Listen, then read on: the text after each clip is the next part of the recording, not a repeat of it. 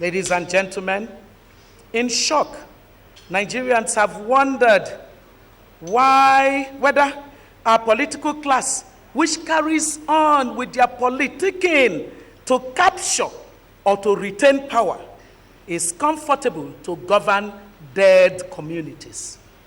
Are you going to govern the graveyards? Nigerians are asking you questions, the political elite class. Is it not time to stop failing the people? Of what value is leadership if all it does is improve the life of the person supposedly leading? The truth is that the leadership that will serve above self is not yet in your party manifesto. Whatever or wherever it has been written, it will require that important conversation that many have avoided to have about nation building. Nation builders are not account builders. Nation builders understand that the greatness of a man or a woman does not consist in the abundance of homes they have acquired.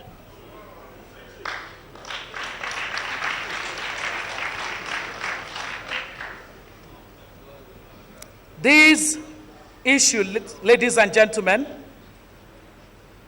are issues that economic research has proven to be the basis for the kind of great Nigeria that you seek to build. Until these issues are addressed, you would merely be engaged in wishful aspiration.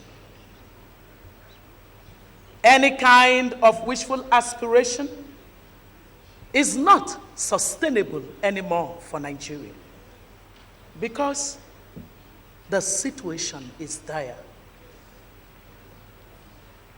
Of the twin maladies of corruption and poverty, some people say they are not really a big problem.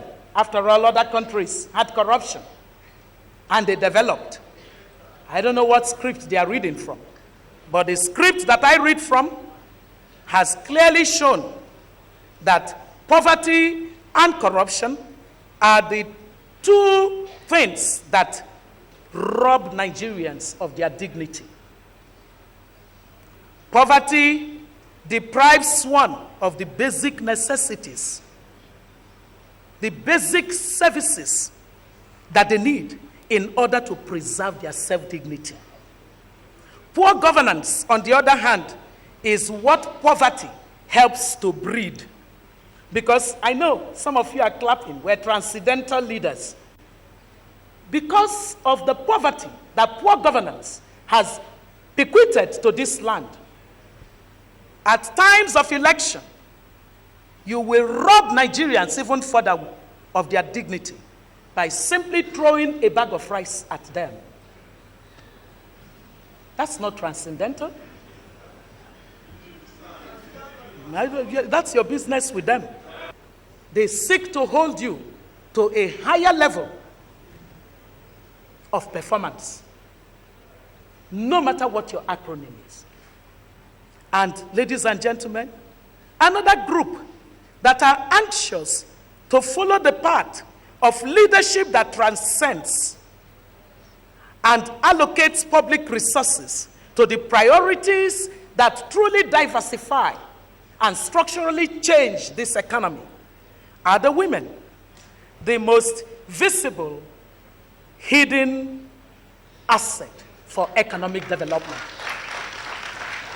It's an oxymoron to be both visible and to be hidden. They are hidden because the policies have not enabled them to be visible. Between the youths and the women of this society, they say to the political class, Nigeria can do better.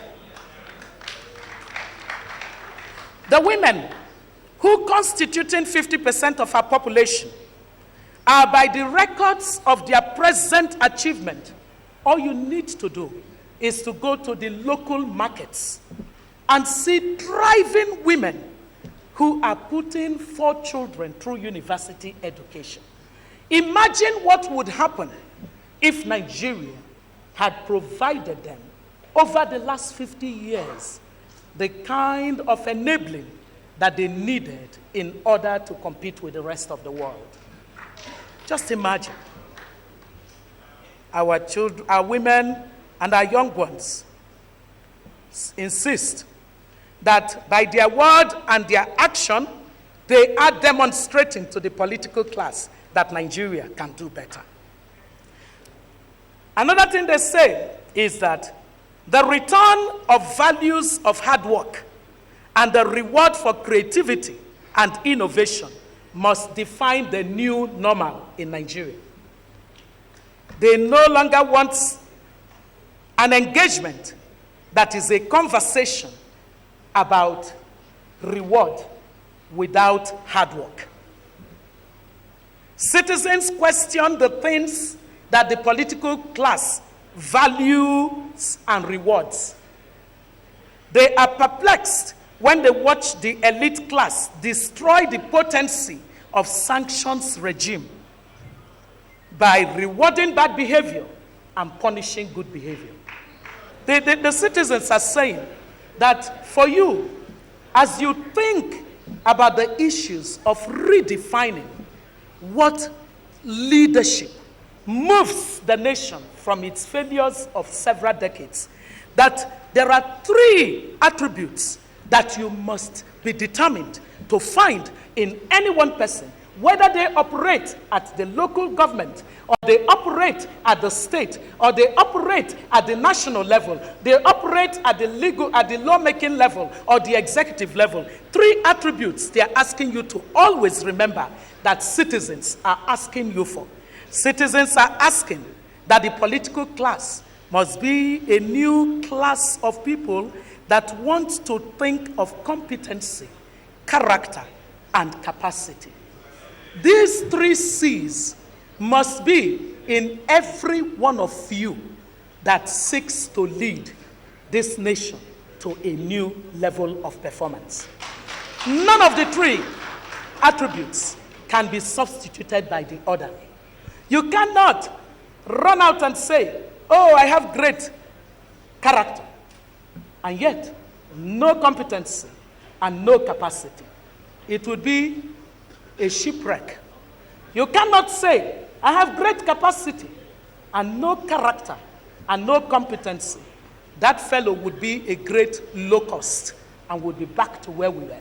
You cannot say, I have great competency and then there is no character and no capacity. Well, that fellow will faint in the day of adversity.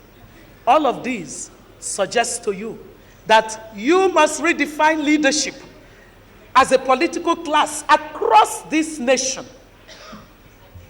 Why is it that we ignore the most important level of governance, being the local government, and we leave that which is closest to the people?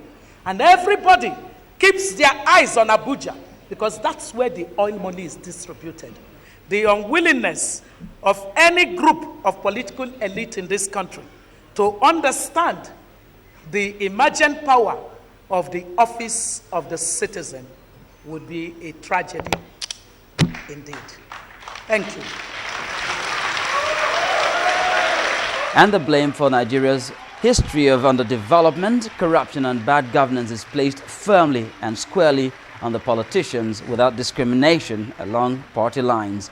Now, if the demand for a new kind of leadership, as spelled out by Dr. Ezekwesili, is lost on the assembled politicians, then it stands to reason that Nigeria may remain stuck in the rut.